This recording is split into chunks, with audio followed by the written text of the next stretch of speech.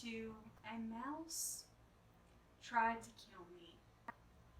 And today we're speaking of stories where a mouse has not only tried to kill me, but it's tried to kill my family as well. If you aren't into this whole series, like if you have not seen the other parts to this, then definitely pause this video and go check them out. I'll leave them in the description box below so you can go watch them. Otherwise, this video is not going to make sense. Also, I thought that I would film outside today since it is a beautiful day outside and the hydrangeas have bloomed and it's just a really nice, pretty background for a video. So yeah, hopefully you guys can hear me okay. I'm going to start off with the mouse at my boyfriend's place. So I go and I spend multiple nights at my boyfriend's house to spend time with him, and every time I go there I bring a bag full of snacks and food. Well, on this particular night I had brought with me a Nutty Buddy bar, and I believe it was an oatmeal cake or something like that. Little Debbie cakes, and I had put them in my bag and I wasn't thinking anything of it. The next day I wake up and I look inside this bag because I'm getting ready to eat my Nutty Buddy bar. You guys, this little mother had gotten into my bag, had chewed a hole into my Nutty Buddy bar wrapper, and then took a big chunk, helped himself to my Nutty Buddy bar. Not only that, with the oatmeal cake, it had not ate a chunk out of the oatmeal cake, but it had ate like a big chunk of plastic from the wrapper, and I was afraid to eat it because I was like, it's probably contaminated now with mouse germs, so I'm not gonna eat that. And I had brought like so many snacks this time. Like I was planning on staying a long time with him, so I wanted to be like packed up just in case I'd have food to eat in case I got hungry. Well, this little motherfucker just helped himself to my Nutty Buddy bar, and I couldn't eat it after that, so I was pissed. I put it on my story and everything. There were like pieces of plastic in my bag. I was mad.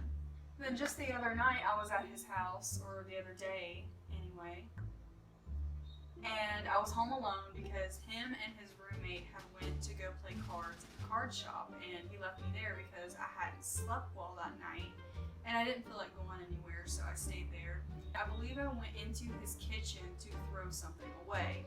Now mind you, I could have been imagining this because, like I said, I hadn't slept well that night. I was tired. You know, you hallucinate. You tend to think shit when you're tired. So like I could have been imagining this, I don't know, but I had went into his kitchen to throw something away, and out of the corner of my eye, I threw the piece of trash in the trash can. I seen this little gray fuzzy thing like fly out, like run out from underneath a trash bag. And this was with my peripheral vision, so I looked down and I'm like, did I really just see that? Am I seeing things? Is there a mouse in here? I took off running, and I vowed to myself that for the rest of the day until Josh got home, I was not going back into that kitchen. There's also been times where me and him were getting ready to go to sleep. It was late in the night, and you can hear like a grocery bag rattling around, and his roommate's asleep. We're the only two awake, the only two in his apartment, and the bag is rattling on its own, and there's nobody else in there. So obviously it has to be that little motherfucker searching for more food. So I have learned not to leave food sitting out at his place because otherwise a little hungry Chuck E. Cheese looking motherfucker is gonna come out of nowhere and eat it. If you guys haven't seen my whole Chuck E. Cheese video, I'll definitely leave that in the description box below because it's really good and creepy. If you're into creepy stuff, this is the place to be. So now we're gonna get into my stepbrother's story. So I believe that me and my dad had left because I was going to Josh's house once again, and my stepmom was at work, and the only person who was home was my stepbrother, who was sitting on the couch minding his own business, when out of nowhere he said he heard a noise, and he looked into the kitchen, and his cat Olaf had a mouse. He had it on his paw. He had it caught to his paw, and he walked out a little closer to where my stepbrother was on the couch and slung his paw trying to get it off because it was like attached to his claw, and flung the mouse across the room. It was just sitting there. And then he came up and was messing with it again, and it ran underneath the couch. And I believe that my stepbrother made like a whole like video clip of that experience. But he was freaking out. Like, he had posted on a Snapchat story, messaged me, was like, "Oh, Caught another mouse." he was all freaked out about it." And I can't really blame him. Like, I've been there. I know what it's like. Those mice like to try and give you a heart attack. I don't understand why it's out to get me and my family. But this wasn't the only incident. I believe my dad had got this mouse and threw it outside. Then there was another night. It was about 1 o'clock in the morning and my parents were asleep. I was in my room getting ready to go to sleep, and I believe my stepbrother was the only one who was awake. He said that he had heard a noise in the kitchen, looked in there, and his cat, once again,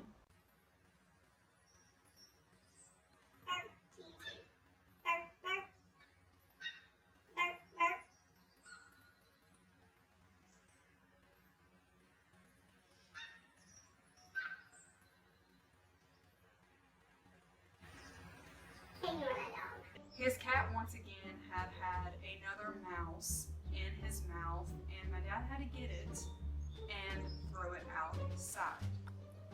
Now, if you're an animal lover like myself, which I love animals, but I'm not crazy about mice, like I wouldn't purposely try to kill anything just because that's how I am, but like I'm not like super sad or anything if I find one dead because it's a mouse, you know? And I'm sorry if that like offends anyone or anything. Like I said, I'm not purposely trying to kill them or anything like that, but like I'm not gonna cry if I find a mouse dead compared to like if I found a cat or a dog or something dead. This part right here is kind of gross in the story, so if you're kind of like squeamish to certain things, then I would definitely like skip past this part. My stepbrother had woke up the other day and was smelling like a really like strange, nasty, funky smell in the house. And we could not, for the life of us, figure out where this smell was coming from. And my dad had got some of those little sticky pad things that like a mouse, I'm sorry if you can hear this bee, by the way, there's like a bee's nest on the porch and it's buzzing inside of it, and I'm scared it's gonna sting me, so I haven't even tried to like move it or fool with it or anything, so that we could catch the mice on the sticky pad and then put them outside. So we had forgotten about this. I believe they had put it underneath the counter, like underneath the sink where the cleaning supplies was, because that's where we tend to get the most mice, or where the mice tend to stay, kitchen. And my dad, for whatever reason, I can't remember why he was getting down in there, like underneath the cabinet, had looked down in there one day. Looked down in there after my stepbrother was complaining about a smell. And come to find out, there was a dead, decaying mouse on the sticky pad. We think that might have been what he was smelling, because my dad did say it smelled. I didn't see it, fortunately. He had ended up taking it outside and, you know, disposing of it or whatever, but that has to be traumatizing. Not only are the mice trying to kill me, now they're also going after my family. Now, I don't know what I ever did to deserve this.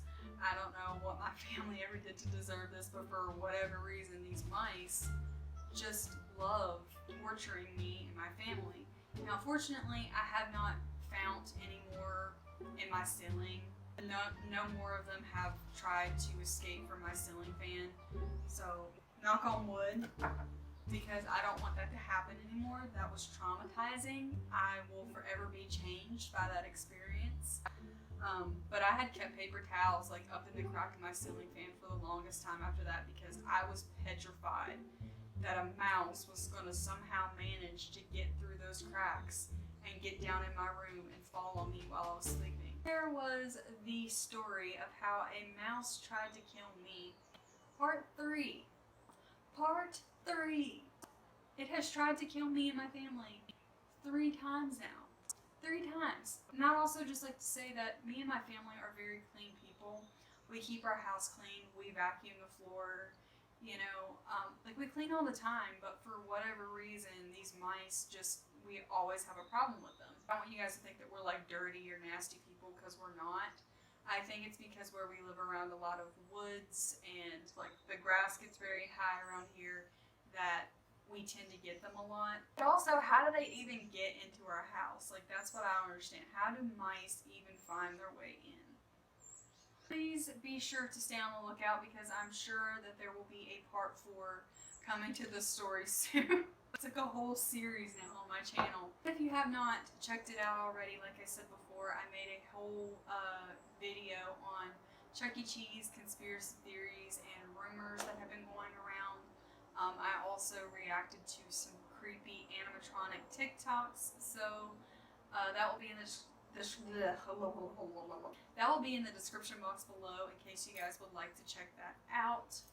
But yeah, I hope you guys enjoyed this video. I hope it gave you a good laugh. If you did, please be sure to give me a big old thumbs up. Subscribe to my channel if you have not already, and become a Morbid Maniac. And be sure to update you guys if anything else happens with these mice, which hopefully nothing does. But yeah, I'll see you guys in my next video.